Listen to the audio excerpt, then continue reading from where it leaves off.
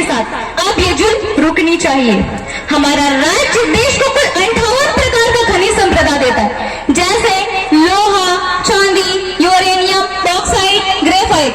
इसके बावजूद आज हम लोग का झारखंड गरीबी में दूसरे नंबर पर क्यों है? आज हमारा राज्य लाचारी, बेबसी और गरीबी में जी रहा है। आज हम समस्त झारखंड वासियों को एकजुट होकर लड़ना होगा, बुराइयों के खिलाफ, भ्रष्टाचारियों के खिलाफ तथा सरकार की गलत नीतियों के खिलाफ।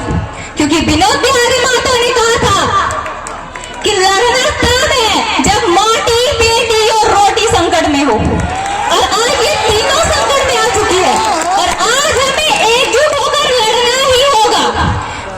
अब हम अपनी इस माई माटी की छाती को और चीरने नहीं देंगे, क्योंकि वक्त आ गया है झारखंड में राज कर रहे समस्त भ्रष्टाचारी नेताओं तथा अन्य प्रदेशों के मंत्री तथा महामंत्री को झारखंड से उखाड़ फेंकने का।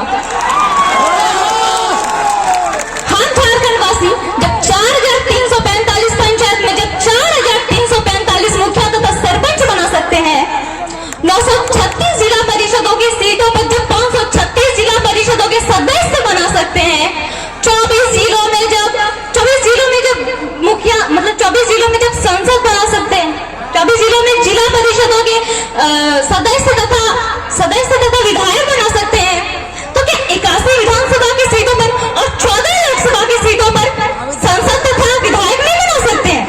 जरूर बना सकते हैं और बनाएंगे। और मुझे झारखंड के समस्त नारी शक्ति एवं खास तौर पर युवाओं पर पूर्ण विश्वास है कि 2024 में जयराम भैया के नेतृत्व में पाकुड़ से लेकर गढ़वा तक तथा पश्चिमी सिंहभूम तक, कोडरमा से लेकर पश्चिमी सिंहभूम तक संपूर्ण झारखंड में बदलाव का एक नया उदय होगा।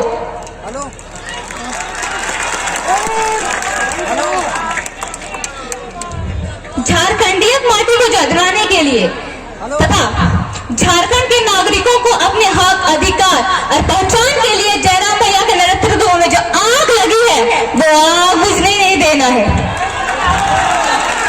क्योंकि तभी हम झारखंड में चल रहे समस्त ज्वलंत समस्या जैसे उद्योग नीति, विस्थापन नीति, स्थानीय नीति, 1932 का खतियान और 740 नहीं बल्कि 90-10 नीति लागू कर सकते हैं।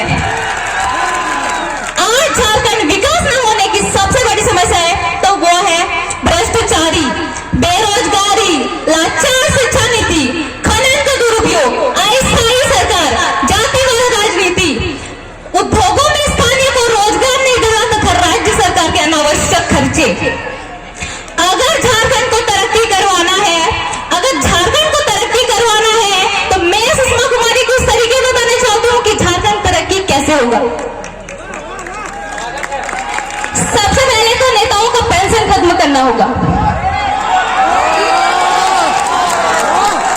क्योंकि ये कौन सा नियम है कि अगर एक दिन के लिए भी अगर कोई नेता बन गया तो पूरा जीवन पेंशन। अगर इसको पेंशन मिलेगा तो ये जो हमारे दादा दादी दिख रहे हैं 60 साल में जिसको पेंशन मिलता है वही मिलेगा और कुछ नहीं, क्योंकि ये एक सेवा का पद है ना ही व्यापार का।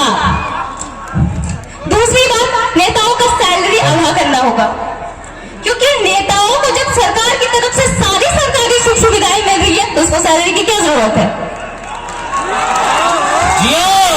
राजा महाराजा जैसा घूमता है, वीआईपी गाड़ी में घूमता है, सैलरी की क्या जरूरत है? सरकार की तरफ से सारी सुख सुविधाएं मिल रही है।